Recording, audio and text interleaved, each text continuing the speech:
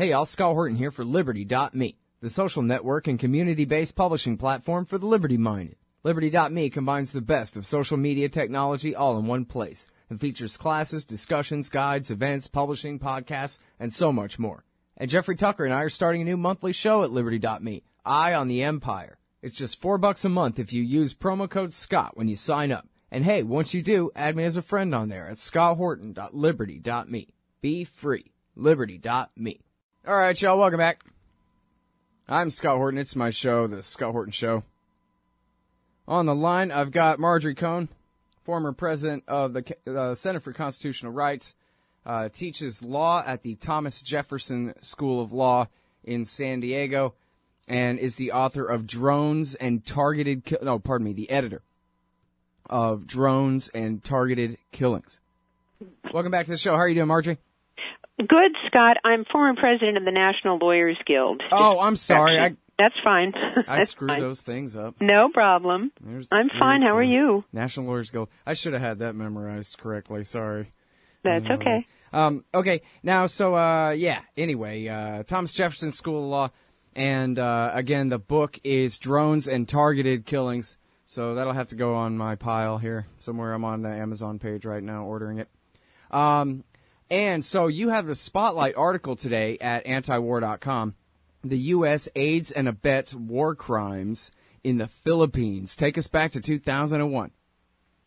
Well, 2001, after the 9/11 attacks, Bush declared the Philippines a second front in the war on terror.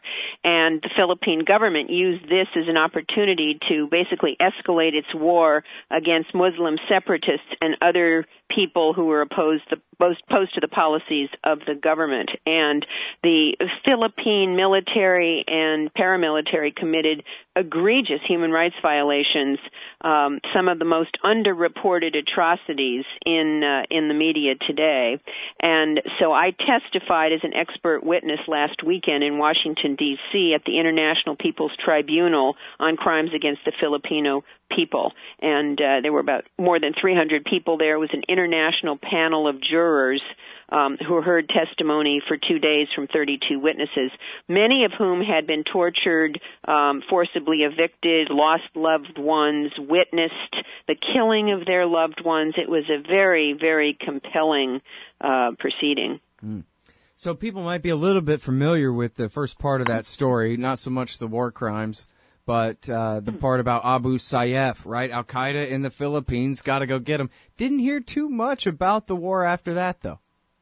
Right. Well, in 2002, the Arroyo government created a counterinsurgency program that was modeled on the U.S. program, ostensibly to fight communism, but they really went after progressive people who belong to progressive organizations, activists, human rights activists, labor leaders, anyone who opposed the government. And after 9/11, the Bush administration gave Arroyo $100 million to fund the campaign.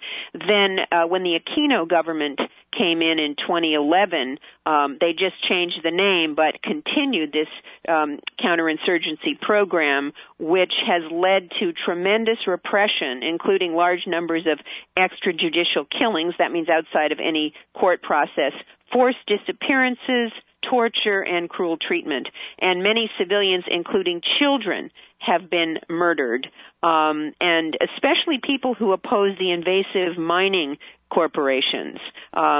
Indigenous peoples testified at this tribunal about how they were forced off their land to make way for the mining companies. They had no input into it at all. And one witness testified it was really an operational, this counterinsurgency program was presented in the guise of peace and development, but it was really an operational guide to crush any resistance by those who work for social justice and support the poor and oppressed. All right. Now, so to what degree do you know? Did the Bush administration, the CIA, the Special Operations Command guys participate in this, orchestrate this dirty war? Well, they first of all, the part of the Bush policy of the pivot to Asia Pacific as a counterweight to China. It led not just Bush but Obama to negotiate these agreements to station U.S. troops on the military bases there in the Philippines, which is a violation of the International Covenant on Civil and Political Rights. And the U.S. used the Subic Bay and Clark Air Force bases, military bases, for its aggressive war in Vietnam. And then in 1992, the Philippine government said leave, and the U.S. now wants to go back. But in terms of how the U.S. actually aided and abetted these violations, and by the way, the International Criminal Court punishes people as war criminals for aiding and abetting war crimes, including providing the means for the commission of the crimes. So between 2001 and 2010, the U.S. government furnished more than $507 million in military aid to the Philippine government, which enabled it to commit war crimes. And there's some direct link between U.S. activity and these violations.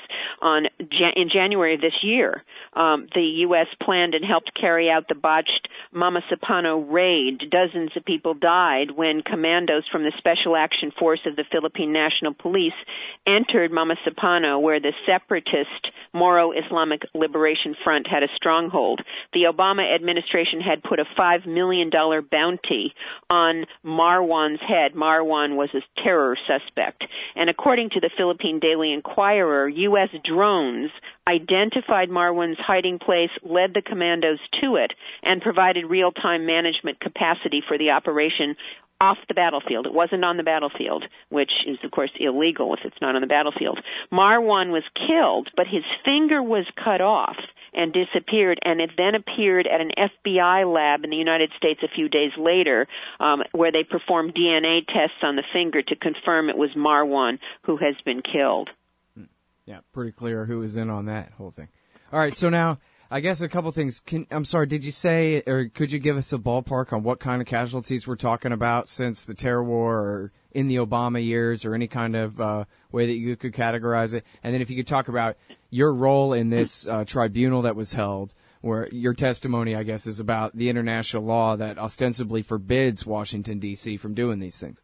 Right. Well, the tribunal documented 262 cases of extrajudicial killing. That means, off the battlefield without any kind of court involved at all. 262 cases.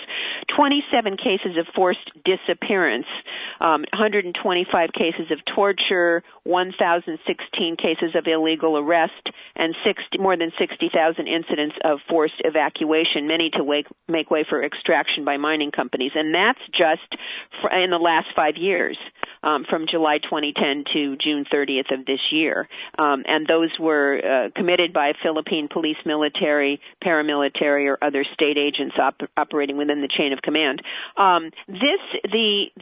What the Filipino government has been doing and what the U.S. has been assisting with is very similar to what happened in many Latin American countries in the 70s and 80s, where there were torture, disappearances, killing, aided and abetted by the U.S. government, who was supporting these vicious dictators and military leaders in these Latin American countries, and ostensibly again to fight communism.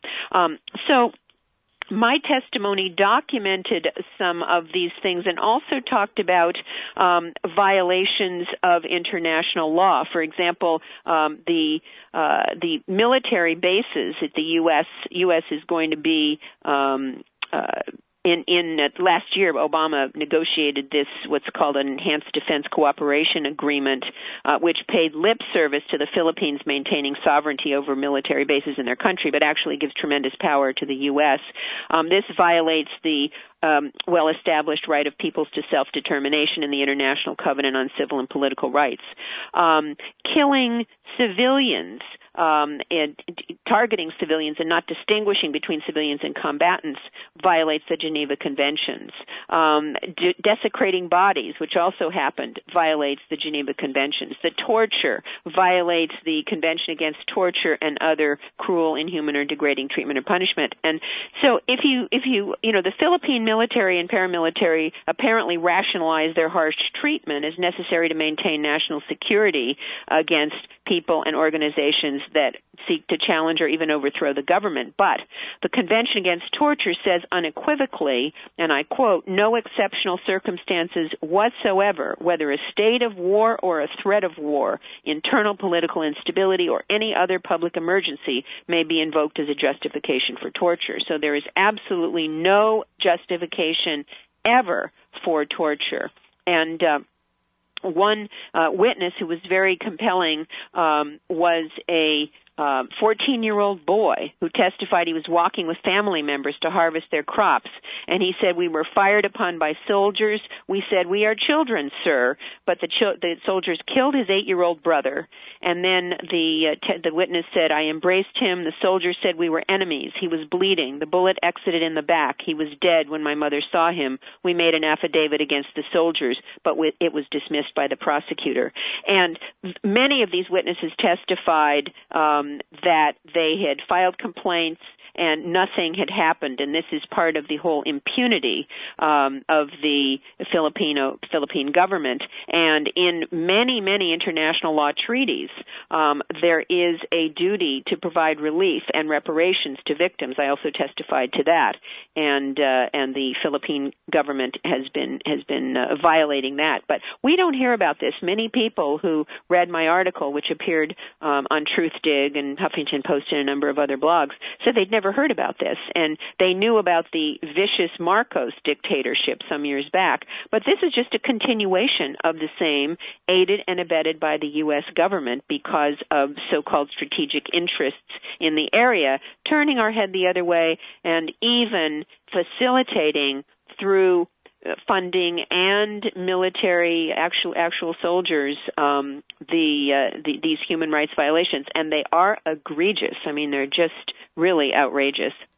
All right. Well, listen, I know you're in a rush today, so I'll let you go, but thank you very much for coming on the show. Can you tell us real quick where people can learn more about this tribunal and more information about what happened there, other than your great article there at Truthdig?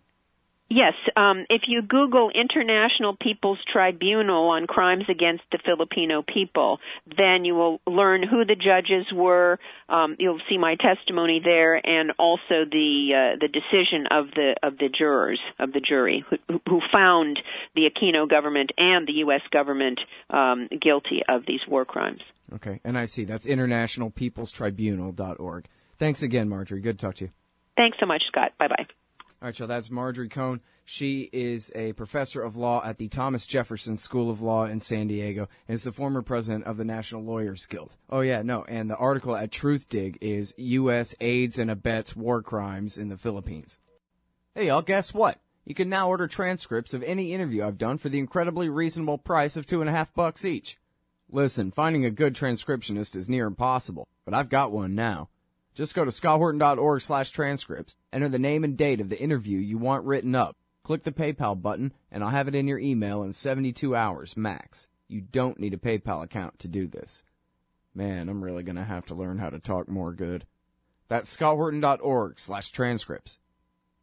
Hey y'all, Scott Horton here for The Future of Freedom, the monthly journal of the Future Freedom Foundation at fff.org/subscribe. Jacob Hornberger, tireless champion of liberty and president of the FFF, brings you the best libertarian writers every month on the topics that need our treatment the most. Read Jacob, Jim Bovard, Anthony Gregory, Wendy McElroy, Joe Stromberg, and more every month in The Future of Freedom. It's just $25 a year for the pocket-sized print edition, $15 to read it online. The Future of Freedom, fff.org/subscribe.